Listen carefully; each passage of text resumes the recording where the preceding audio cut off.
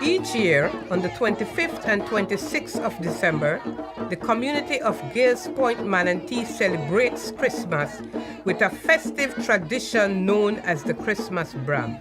On these days, the village comes alive with the songs of Brockdown music, accompanied by the rhythms of Kriol drums and other traditional instruments.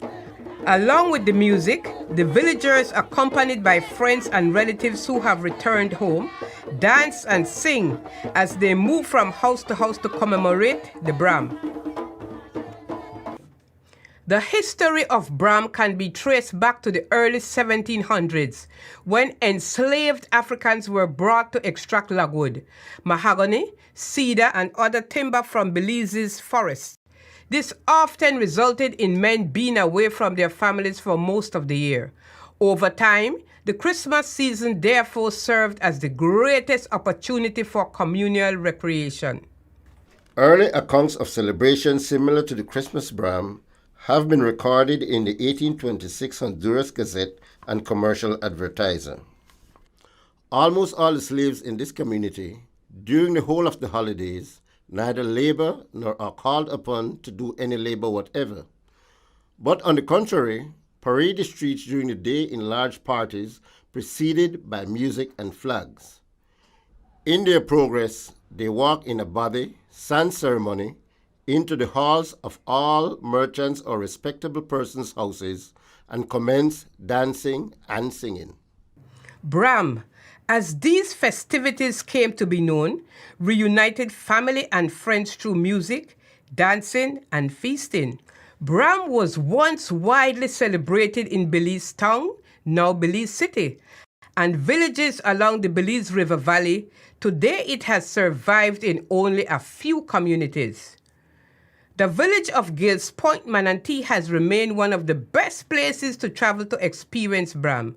Located on the stretch of the peninsula on the southern lagoon, Gales Point was established as a maroon settlement by enslaved Africans who, in their quest for freedom, resorted to running away or revolting against the slave owners.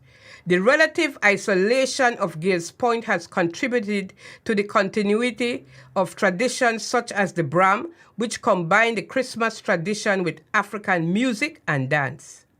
In Manatee, as Gales Point is locally known, villagers gather at the northern end of the peninsula around mid-afternoon on Christmas Day. Friends and family, young and old, and even visitors join in the Bram, which continues into the evening. Well, when we come in of weekdays in Christmas time, we meet with all African people, right? Mm-hmm. And with this Brahmin. Mm-hmm. So when they get up, then start the Brahmin. And when they start the Brahmin, right? They start the Brahmin from house to house go down. See? And they start to sing all different kind of these things. But they start the Brahmin from house to house go down. So when we talk about the Bram, we talk about a unifying celebration. People coming together to express themselves in music and dance. But even before that, the musicians kind of get together and they know what it is, what instruments they're going to use. And so when they go to the first house, they're ready to play. And people are following them at that point. And from one house, they go to the next house. And by the time they get to the end of the village, there's a whole line of people following them.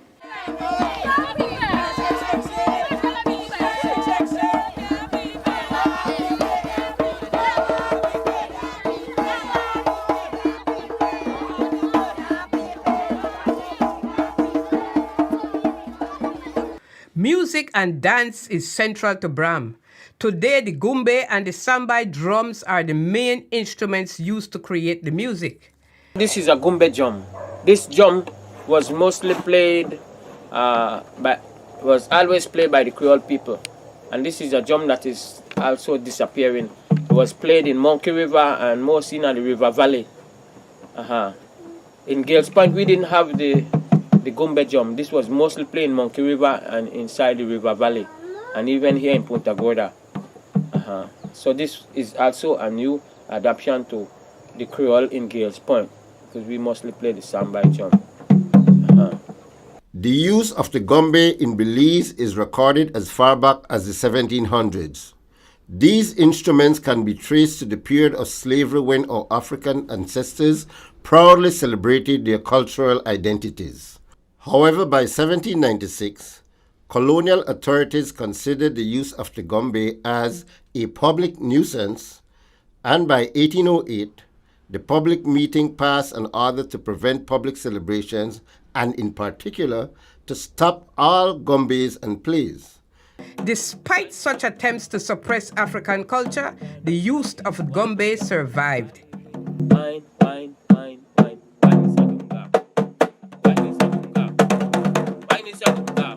Other African drums such as the djembe, dundun, and kinkine have been integrated into the celebration over the years. Efforts are currently being made to transmit the traditional knowledge of making and playing these drums to the younger generations. First two things one must know when they play the drum. The first one is concentration. And the second one, and above all, is relaxation. Organizations such as the National Institute of Culture and History, National Kriol Culture of Belize, as well as groups like Drums Not Guns and the Maroon Creole Drum School have implemented Creole drumming workshops.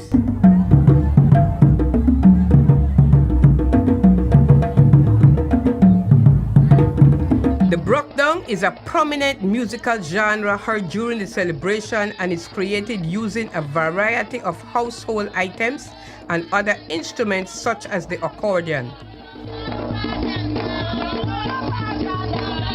The musical instruments that they used to use in the first instant of the Bram, they used to use things out of the house. I remember as a child, they take the comb and they put like a little silver paper on it and they blow it, and the silver paper they got out a chewing gum, right? And they blow that and like music. They used to have the grater and you get one fork and you rub that together. That make music. Some people have two pieces of stick and then they knock it together, right? Who no got stick? Some of them got bucket, you know? Later on they had a bucket where they beat on the bucket, and there's so many different things. After when the Brahmin done also, the wee small one, the other fella in there we take our home and we start with the Bram, right too. And so we some Martin have a leaky or door it, heel and bail until it get dry. Roll it, turn over, heel and bail until it get dry. And we go into the street and the sing man and then dance now. Bram music, like you could feel everything in all part of your body, from your head to your toe. Because when they start to beat that drum, and when they start to go with the instruments, then the grater and the fork and everything, you could just feel it. And when you the Bram, your Bram and everything move. Your hands are up in the air, you're stomping your feet. Is that stomping rhythm, right? And the whole body they gyrate, and nobody knows anything. Nothing negative about the way you move your body. You are just dancing to the beat of the music.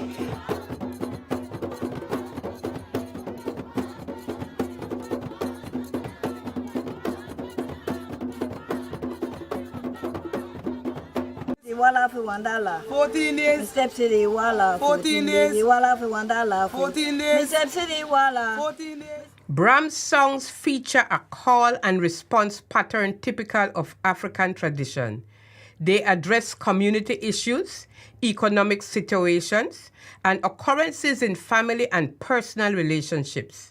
The lyrics are in double speak and often include subtle innuendos. You have all kinds of different songs for the Bram. Many songs for the Bram that, like you said, they are like coded, you know, get the real meaning. And why is that? Why do they sing out really the way the song really is, the real meaning? Because they are children. Children used to stand up one side and they watch what is going on, and they go into their own groups and they dance, and then they come back and they watch what we are doing, right? And the songs, like I said, that are coded are so that children don't grasp the meaning because they are young. There's that respect for adults and children way back then, say that to the day, right? Bram is a time when the community affirms their cultural identity and social ties. Food and drinks are shared to everyone while the villagers celebrate from house to house. Food was one big part of this whole celebration, with the Bram. Before my time, when the people go to each house, they have big dinner for them, right?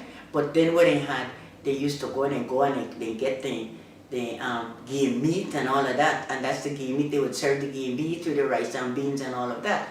The next generation now, they had ham and turkey and all of that, right? And they would serve that. In my generation, as a small child, when we go to the house, they give me light cake, what we call light cake. Really, I think it's light cake. But you know how Kriol go. Light cake and lemonade, right? And the men and the women that were dancing, of course, all of the nice local wines, like the cashew wine, the berry wine, spotty, the potato wine. I know that's not easy. Your rice wine. Back then you hardly had any rum. If you do have rum, it was just a little. By the end of the Christmas day, almost the entire village has joined in on the celebration, either as participants or as spectators. The celebrations continue into the Christmas night with the jumping of sambai. This is a traditional fertility dance of West African origin. In the past, it was performed only on full moon nights, but has now become one of the iconic features of the Christmas Bram. Sambai da mochula, eh boy, sambai da mochula, eh boy da mochula, sambai da mochula, ah mochula, sambai da mochula, eh boy da mochula, sambai da mochula, ah mochula, sambai da mochula, eh boy da mochula, sambai da mochula, ah mochula, sambai da mochula. Right? And John someone sing on the drum on the road. Right? And when they drum on the roll, you got the sakuna, you got the kota. Right? And when you start to sing the sambai, everybody they sing the sambai song. And when you sing the sambai song, I want this one and jump out in the ring and jump out first and start to dance the sambai, then you do the sambai. Okay. Right? So And then we still continue upon the song. And when they start drawing the song, jump on somebody else and then you give somebody else the sambai. And somebody else on the thing of the ring and jump the sambai. Right? Sambai is also performed on occasions such as wakes and marriages or when requested.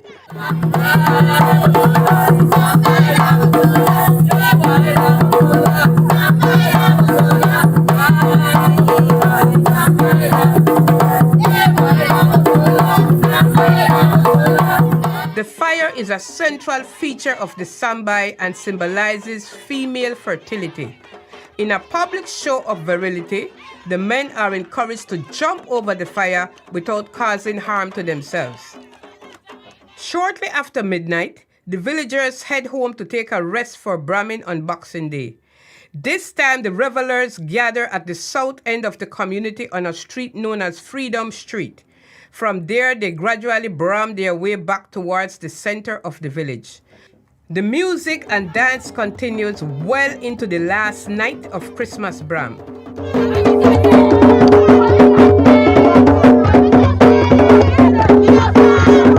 at the end of 2 days of Brahmin, the villagers must now await December of next year, when the Christmas Bram will once again be relieved.